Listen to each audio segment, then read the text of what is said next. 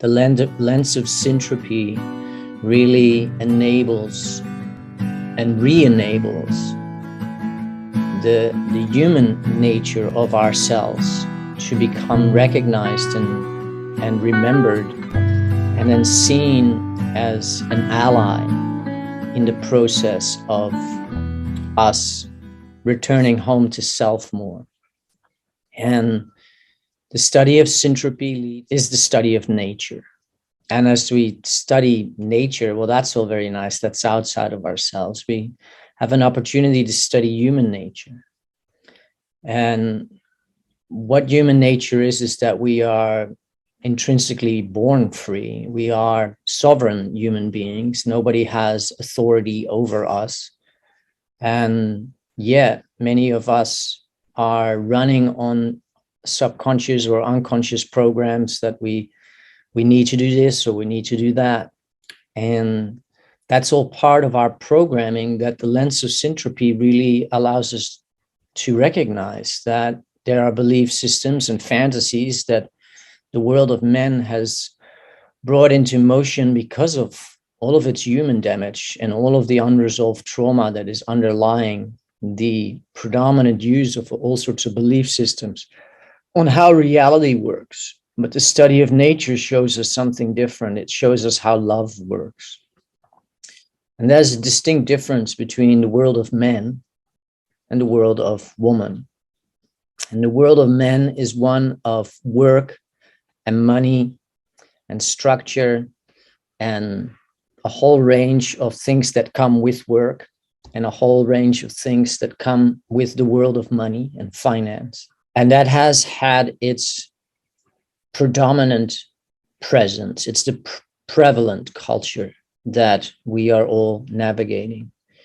And I've been much more intrigued with the world of woman, because these two archetypal representations in each family is the primary he and the primary she.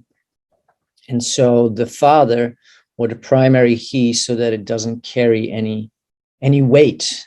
It doesn't trigger any emotional reactions or doesn't really cause any pictures to come about, because everybody's like, well, I never heard that word before. And that's really good.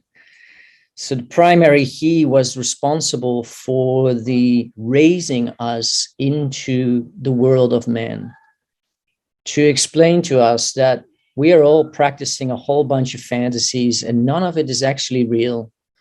And I say that I need to, but the full reality is that I don't need to, but I want to go to this place where I help other people, and we call that work. And there I generate this thing called money, which isn't real, but that's the fantasy that we are all entertaining, so that when I get those digits or those pieces of paper, I can then go with you to these other places and we can get some food and we can do fun things. And of course, that hasn't been the narrative that many of us were raised on, because the world of men has been steeped in scarcity and lack. And that has been artificially programmed into society as a way to control humanity. And the lens of syntropy very eloquently shows this, because the world of nature and the world of life and that circle of life is one of collaboration, one of symbiosis, and one of free exchange, where nobody needs to do anything. We do it because we want to. And having missed that, and that not being part of our culture, doesn't mean that therefore the natural order and the natural way that life actually operates is invalid. No, far from it. Many of us are actually having all these intellectual wrestling matches in our brain with like, well, but this doesn't feel to make sense. And then we may have a partner, or we may have people that are in our close network that have also all bought into the programming unconsciously, because we were all born into this. It's like a fish in the water. He doesn't know it's a toxic ocean. And the world of woman is the world of love. And so many of the mothers that have raised us, mothers are naturally wired for love, but their capacity to love can have been very compromised by also having been born into this prevalence of the world of men and the absence of real relating to what reality really is and what life is really about, and how life really functions. The world of love is one that the primary she is to raise us in. That's what we're wired for. That's what we're looking for. That's why we suckle on the breast of the mother. That's why she gives birth. And that's why we come through her vaginal canal in order to come as a spirited soul in human form into this world. This is all just nature's design. And because women have a womb, they are deeper connected to creation, because the womb is the womb of creation. It is through which the soul of a new human being comes onto the earth. It is the most fascinating and the most intriguing and the least understood beautiful organs that science has been probing at and trying to make sense out of.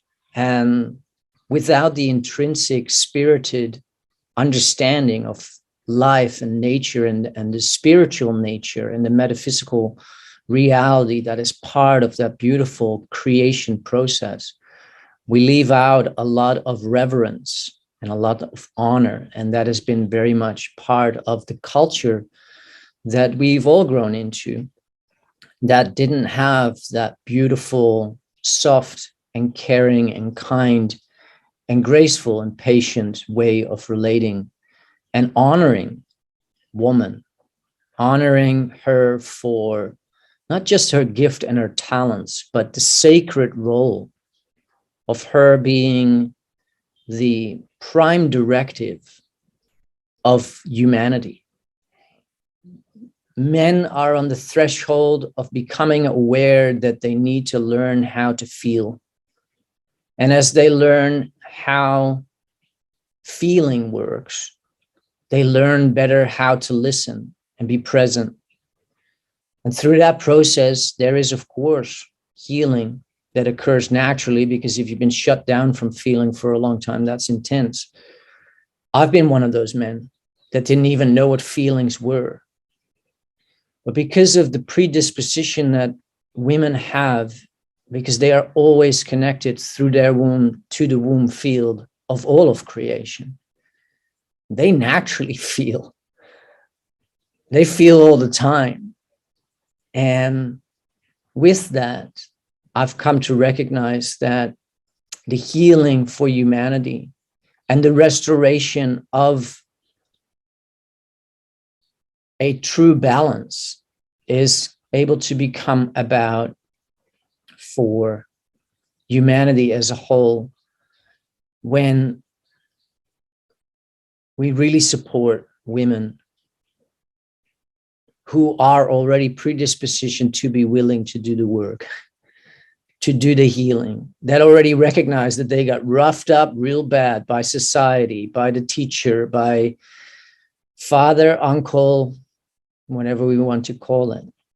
I went within, I returned to the womb, and I got connected with Sophia, the intrinsic wisdom that is a field of consciousness that is available to all of us to relate with, to have as our teacher, mother, sister, lover, beautiful nurturer, and fierce bearer of truth as to how life really functions, what love really should be like. And the sense of clarity that I experienced as a conviction was just so powerful for me as a man to wake up to the natural order and to start really paying homage and reverence to the sacred nature of woman in this world.